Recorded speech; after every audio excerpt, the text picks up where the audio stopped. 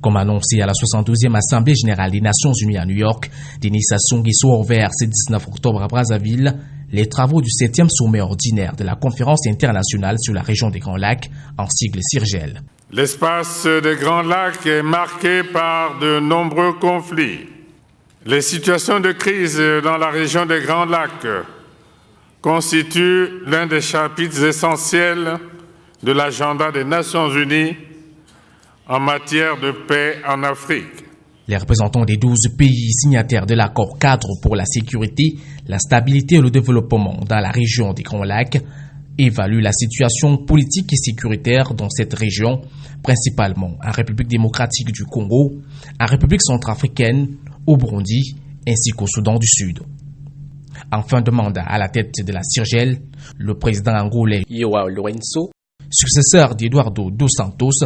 a fait le bilan de l'organisation durant les 4 dernières années avant de passer le témoin à Denis Sassou Nguesso. Nous avons mobilisé des moyens et des ressources humaines pour neutraliser des situations de danger imminent qui pourraient atteindre des proportions incontrôlables, notamment dans la République démocratique du Congo,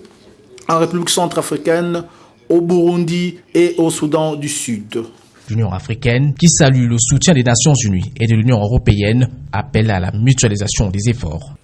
Mutualiser nos efforts, faire preuve d'innovation, de créativité, d'efficacité,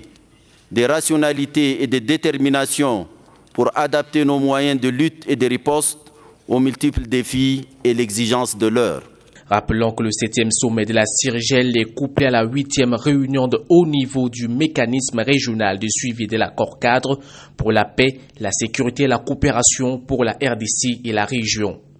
Prennent part à ces assises les présidents Faustin Archange Touadéra de la RCA, Edgar Lungu de la Zambie, Paul Kagame du Rwanda, Joseph Kabila de la RDC, João Lourenço de l'Angola, qui a effectué sa première visite à l'étranger depuis son élection en septembre dernier à la tête du pays.